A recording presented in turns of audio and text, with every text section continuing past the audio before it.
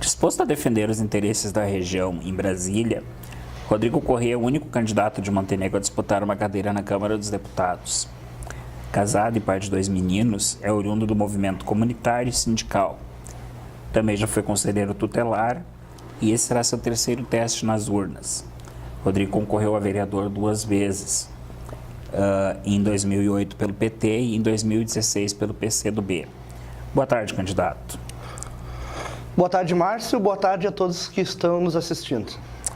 Não é difícil, candidato, fazer campanha num cenário em que o representante do seu partido a presidente está impugnado e o país experimenta uma severa divisão entre direita e esquerda? Eu acho que isso é um bom debate, né, Márcio, para ser feito. Para nós, o Lula é um preso político, né? No momento, e agora diante dessa análise, dessa decisão do STF, provavelmente os candidatos serão Haddad e Manoela. Né? Então, até aí, do processo tu colocar o nome à disposição, né? Todas as candidaturas, sendo majoritária profissional, são julgadas, né? E até em várias proporcionais, elas são cassadas no Brasil todo, foram mais de 100 candidatos cassados nas proporcionais. Mas, falando da majoritária, para nós o Lula é um preso político, ele tem os direitos dele de acordo com a nossa ótica de visão jurídica, né? O STF entendeu que não, nós vamos provavelmente escrever Haddad e Manoela para nos representar agora. O grande debate que a gente faz é a diferença de projeto que a gente defende de desenvolvimento e de progresso para o Brasil. Mas o senhor acredita, candidato, que o Lula realmente seja inocente? Eu tenho que esperar a questão judicial, né? Nós temos aí, ao nosso entendimento, algumas questões de Constituição que para nós foi ferida. Eu não posso te fazer uma análise, e não é de direito meu, fazer uma análise da vida de cada um, se eu acho ou não. A justiça vai ter que fazer o seu papel. Seria desrespeitoso eu opinar simplesmente no achismo, né? Eu acho que o debate real é que nós temos que acreditar na justiça, nós podemos questionar a justiça também, isso né, do âmbito judicial, mas a justiça a nosso ver, ela tem até a 4ª ou 5ª lá no Supremo para poder dizer se a pessoa é condenada ou não, e é isso que a gente questiona. Né? E a diferença, só para a gente ter noção, são 17 pessoas condenadas em segunda instância para Lava Jato. Estão soltas. Por que o Lula está preso? Isso que questiona, entre outras questões do processo, é que a gente vem questionando há algum tempo. Inclusive juristas internacionais. Né? Quais são, na sua opinião, hoje, candidato, as principais necessidades do Vale do Caí e às quais o senhor pretende dar atenção caso seja eleito? Do Vale do Caí, eu acredito que tem uma questão que hoje é muito pertinente, que é a questão das cheias, né? E é uma questão histórica. Nós temos aí o próprio nosso Cais do Porto, que infelizmente, né, deu essa tragédia aí, que vai nos custar muito mais dinheiro para colocar agora. E a questão de patrimônio histórico, né, enfim, da nossa história. O que nos preocupa, então, nesse sentido, teve um estudo feito por uma empresa contratada pelo governo e que até eu estava essa semana, ela teve diretrizes, onde ela indicou várias questões pontuais para ser feitas no Caí, em Harmonia e em Montenegro. Hoje da ordem de 100 milhões de reais, né, em torno de dique, canal extravasador, né, comportas. Então, isso é uma questão muito importante, histórica, que a gente tem que enfrentar e é uma necessidade. Outra questão são as estradas, né, para escoamento da produção, que também demanda questão de recurso. Nós defendemos, enquanto candidato a deputado federal, por exemplo, a duplicação da 240 e da 287. Como tem em Portão, como tem, né, Novo Hamburgo, São Leopoldo, ela é duplicada e tem todas as suas ferramentas de segurança. Está morrendo gente, né, pais de família, mãe de família, criança aí, está se tornando perigoso e está ruim para o nosso escoamento da produção, fora a questão dessa Transitos, que tem que melhorar todo o escoamento da produção. E tem a questão também que a gente aborda muito, que é a questão do pequeno agricultor, né? Que precisa... a gente precisa levar esse discurso para a Câmara Federal, esse debate, e mudar a representatividade da Câmara Federal para poder amadurecer esse discurso. São 3 questões que nos preocupam muito nesse sentido. Mas onde é que nós sabemos que nós estamos sem dinheiro, né? Por todos os problemas que tem dado. Então, um deputado federal hoje, em 2018, por exemplo, ele tem quase 15 milhões por ano em torno de emenda parlamentar para mandar para a região. Faria uma enorme diferença no orçamento aí das prefeituras, né? Mas essa é a questão seguinte até, candidato. Os deputados federais, diferente dos estaduais, eles podem fazer emendas ao orçamento da União e destinar recursos para as suas comunidades. Nesse aspecto, como é que o senhor pretende agir? Quais vão ser os critérios na hora de dividir esse dinheiro? Hoje é impossível tu pensar em uma cidade, ou que nem alguns políticos estão viciados em fazer, que é mandar para os teus chamados currais eleitorais. Eu defendo, no primeiro momento, a divisão das necessidades, onde tu consegue resolver o problema macroeconômico do município, né? Das grandes problemas, onde tu consegue sentar com todos os prefeitos e ver quais são as prioridades. Num segundo momento, eu vou dizer para ti que eu já defendo, depois de uma grande discussão, o fim das emendas parlamentares. Porque isso acabou se tornando um vício. Tem deputado que manda 80 mil para uma cidade, 50 mil para outra, só para dizer que ele ajudou a cidade e para angariar votos, como tu mesmo tem questionado, né? A gente acredita que se a gente quer mudar a política, então tu tem que mudar e acabar com esses vícios que estão aí, né? Sim. Existem outras questões pendentes no Congresso Nacional há muitos anos, candidato, como, por exemplo, a reforma tributária. Não sai. Hoje, grande parte dos impostos que são gerados nas cidades acaba indo para Brasília, acaba ficando lá e não retorna na proporção das responsabilidades que os municípios assumem. Qual é a sua posição em relação a essa concentração? É bom que a gente coloque para as pessoas, para elas entenderem. Por exemplo, nós estamos nessa divisão. Quase 68%, 65% vai para o governo federal, né? Em torno de 20% fica no estado e o resto no município. Só que, como tu falou, a despesa está ficando muito mais para os municípios. Então, tem algumas discussões que são pertinentes no momento. O fortalecimento dos municípios, né? Que é a municipalização, de fato, de algumas questões. Nós temos também a questão que a gente defende muito, é fazer valer a Lei Candir, porque não é questão só que tu paga muito imposto. A questão é que como tu recebe ele de volta, né, numa quantia menor. A Lei Candir, por exemplo, tirou milhões e milhões de reais do nosso estado, né, acabou empobrecendo aí o nosso estado e os estados do Brasil.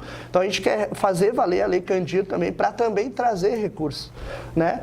Dentro das questões tributárias também, a nível nacional, a gente defende o fim do imposto sobre o consumo, né, e aí sempre tu tem que dar uma proposta. Quando tu tira o recurso de uma gestão, tu tem que dar a proposta de onde buscar outra. E aí fazer a questão dos lucros e dividendos, das grandes heranças. É umas coisas que a gente defende. Não dá mais para o município absorver toda a questão da saúde, a questão do SAMU, a questão dos hospitais. O governo estadual mesmo está com verbas atrasadas aí, quem perde é a população. Então, o que nós precisamos fazer? Um vereador, um deputado federal, ele tem que propor o debate.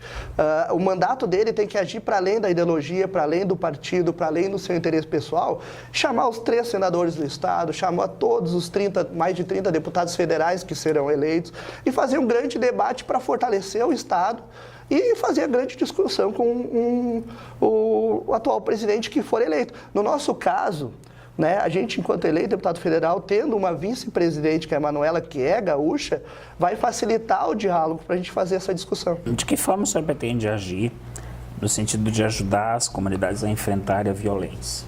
A violência é um tema que é complicado, mas como outro tema da nossa gestão pública, ela tem que ter uns enfrentamentos. Hoje mesmo, eu acabei de conversar, perdão mais uma vez, meu filho vai ser cabo do quartel. Nossos quartéis Os nossos quartéis estão quebrados, tem tanques que não funcionam, não tem manutenção, não tem gasolina, não tem combustível. A minha intenção é aumentar o incentivo, fechar as fronteiras nesse sentido para drogas e armamento, propor políticas, por exemplo, para o Paraguai, que facilita muito a compra de armas, essas armas muitas vêm parar no Brasil. Né? Então, se tu não fazer, em três problemas, armas na fronteira, droga, né? E a gente não está falando a gente está falando de cocaína pura, né? Daquela do helicóptero que foi preso, né? A gente está falando, e os cigarros também, que é do crime organizado. Então, esses enfrentamentos na fronteira tem, e propor sanções junto com o executivo, fazer uma discussão maior para os países que facilitam a compra de armamento. Internamente, falando do Estado e do Brasil, eu acho que a questão de tecnologia, inovação para a polícia, passa também por melhores salários, que a gente vai ter que defender mais orçamento para a polícia, né? A polícia hoje trabalha com uma estrutura muito precária, né, Márcio? Sim. Hoje o crime organizado, e outra, combater o crime organizado, ele está institucionalizado. Ontem mesmo nós vimos 16 delegados ser presos. Enquanto tu não atacar a corrupção, né? É aquela história que o ex-secretário de Segurança falou há uns anos atrás, e depois, no outro dia, quase ele foi para a rua. Ele falou, olha, para mim acabar com a corrupção, eu tenho que prender metade da polícia. Não vamos exagerar, mas esse enfrentamento tem que ser feito. Né? Porque a gente sabe que isso existe. Não é só prender traficantezinho, que está cheio os presídios aí, onde cada vez que tu prender mais, tu vai ter que investir mais. E outra questão que nós não podemos esquecer é a reforma do Código Penal. A impunidade tem que acabar. Né? Se o cara pegou 10 anos de cadeia, ele pegou 10 anos de cadeia. Eu acho que com todos esses enfrentamentos, a nível de tempo, a gente vai conseguir diminuir muito a insegurança aí no nosso país. Certo. Candidato, como vai ser a sua relação com os prefeitos da região? A gente sempre nós temos aí sempre um acesso a todos os partidos das pessoas, isso parte da nossa pessoa mesmo. A gente tem, sim, posicionamentos firmes, né? Mas a gente sempre foi respeitoso nesse sentido. Quando tu faz política, tu faz para além do teu partido, para além da teologia, tu é representante do estado do Rio Grande do Sul, né? De todas as regiões do Rio Grande do Sul. Tu tem que sentar e dialogar e ver as necessidades, independente se o cara é de PP, de PSDB, ou PT ou PCdoB. Tu tem que tratar com respeito, ver as prioridades, ver aonde que a gente consegue, trazendo esse recurso, procurar sanar os problemas mais graves que a gente tem aí no município, né? Então, tu tem que fazer um amplo debate, um mandato participativo, bem democrático. A gente, enquanto eu propunha isso, enquanto eu era candidato a vereador, nós vamos ter o conselho do mandato, né? Onde nós vamos ter prefeitos participando do nosso mandato e sendo elo de ligação entre o governo do estado e dos prefeitos para a gente poder juntos procurar resolver ou minimizar os problemas do nosso estado aí. Volta e meia surgem, candidato, temas polêmicos, né? Que acabam tendo no Congresso Nacional o seu principal palco de debate, né? Como, por exemplo, o porte de arma. Agora se fala muito na campanha eleitoral, em função até das promessas de alguns candidatos. A questão do aborto, né? Que são assuntos que, randomicamente, eles voltam para os debates na opinião pública. Como é que o Rodrigo Corrêa se posiciona, por exemplo, em relação a essa questão da liberação do uso de armas pelo cidadão? É preocupante, né? O problema é que o debate ele não é feito de forma real, ele é de forma proposital, né? E feito às vezes por interesses que a gente sabe que tem os interesses ocultos aí dentro da representação do Congresso, da institucionalidade, com interesses que acontecem. Infelizmente quem perde nesse momento é tudo, porque é mais inflado o ódio nas pessoas do que o verdadeiro debate. Em termos de segurança, eu tenho uma preocupação e acho que a gente precisa amadurecer mais a questão do cidadão, de facilitar o porte, na verdade, né? Porque o porte ele não é negado. Ele é caro, a arma tem muitas taxas, né? Tem o aluguel da sala, tem o do cara que vai treinar, tem o aluguel, tem as taxas, a arma também é cara, toda a taxação. E ainda tem as questões psicológicas, né? E a necessidade de tu ter uma arma ou não. Qual é a necessidade real de um cidadão ter uma arma. Isso tem que ficar bem claro. É para se defender realmente, né? Então, o que eu proponho? Um grande debate real. Hoje, o meu pensamento é que não são todos os cidadãos que estão preparados para ter arma. Né? Ontem mesmo eu vi uma briga no centro, não vou citar o local, onde uma grande discussão entre 3 pessoas de manhã, né, no fluxo, onde tinha criança, estudante, mulheres na rua, pessoas indo trabalhar. O cara foi lá, buscou um facão, o outro foi até o meio da rua. São 3 pessoas. Tu imagina 3 pessoas armadas num tiroteio em plena Ramiro Barcelos de manhã. Sim. Né? Quantas crianças podem ter sido atingidas, quantos funcionários trabalhando podem ter atingido, quantas mulheres. Então, nós temos que ter muito cuidado e o debate precisa ser amadurecido nessa questão. Eu vou te dizer hoje assim, eu sempre me posiciono. Então, hoje eu sou contra armar a população da maneira que está sendo discutida o armamento. Né? A minha posição é que se avalie e se tenha outros investimentos em segurança. E o Rodrigo Correia votaria ou votará a favor de uma legislação mais flexível ao aborto? Ao aborto, nós temos que separar também as questões do debate, né? As pessoas estão misturando religião muito nesse debate. Existe a questão, eu sou um cristão, né, de religião, mas a gente tem que olhar como gestor para a questão do aborto de saúde. Vejo eu. Claro que ninguém vai fazer um debate, que ninguém vai fazer um aborto porque quer. Né? Mas eu acho que a sociedade precisa amadurecer isso também. Né? As pessoas têm que ter mais informação realmente sobre o que acontece nos abortos. As pessoas estão sendo mortas, as mulheres estão sendo mortas nos abortos. Quanto de aborto realmente está acontecendo? Por que há necessidade do aborto? Por que está sendo discutido na questão de saúde? Acho que essa informação ela não está chegando de maneira abrangente. As cidades não fazem. Qual é o debate? É o debate de internet. Né? Tu vê um posicionamento ou outro na TV e a maioria do debate na internet, sem dados. Mas o Rodrigo Correia vai ter voto em Brasília. Como é que o Rodrigo Correia vai se posicionar? Eu ainda não, nesse ponto, eu acho que se tu falar em questão de saúde pública, eu acredito que eu seja a favor. Né? Porque a maioria do debate hoje é do fundamentalismo religioso em cima do conservadorismo. E a gente, se quiser avançar enquanto sociedade, a gente vai ter que mudar algumas maneiras de pensar a questão da gestão pública. As pessoas têm que separar a questão do que é uma gestão pública. Quando tu faz gestão pública, tu faz gestão pública para todas as pessoas. Né? Tu não faz gestão pública para uma igreja.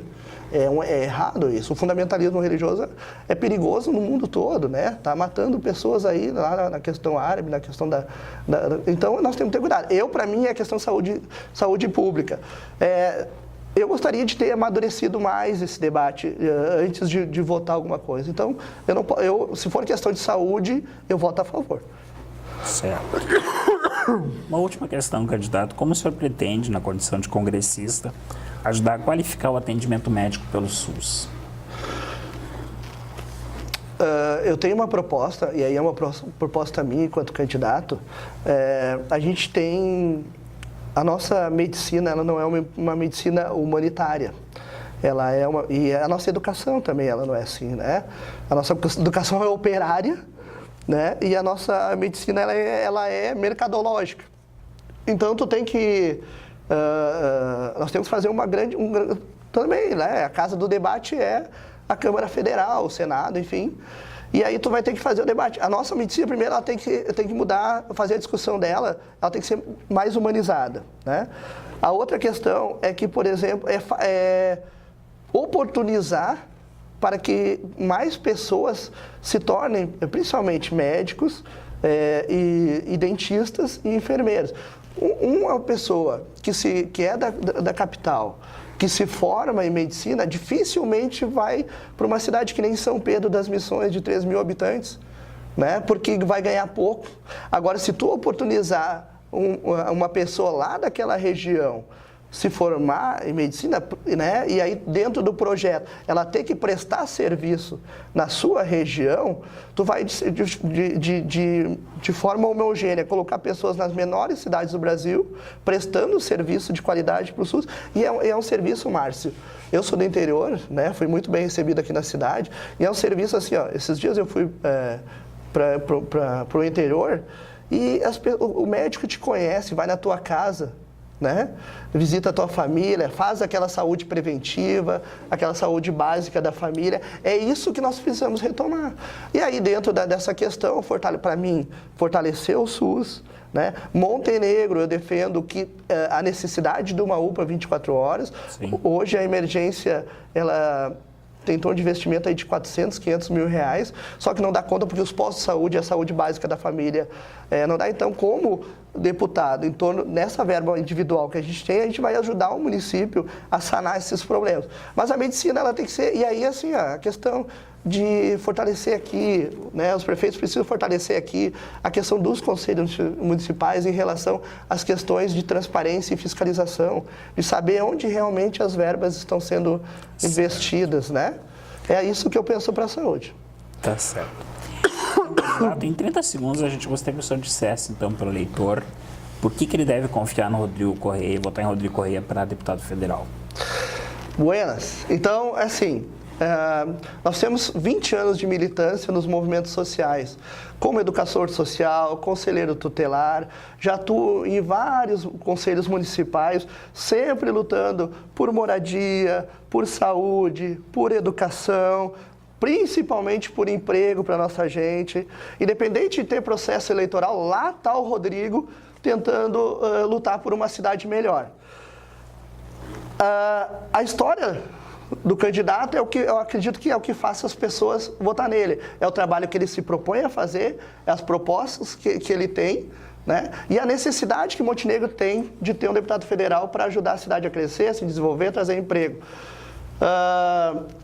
Nós estamos num momento nebuloso da nossa política, da nossa vida. Então, eu chamo você, né, que se preocupa com o futuro. O nosso presente também é um momento que está também nebuloso. Então, eu peço a você que venha com a gente, nos dê a oportunidade de representar Montenegro, de lutar pela cidade, pela região, e vote Rodrigo Correia 6544 para deputado federal. Muito bem, obrigado, candidato. Eu que agradeço a oportunidade aí, Márcio, de falar mais um pouquinho para vocês aí. Um abraço.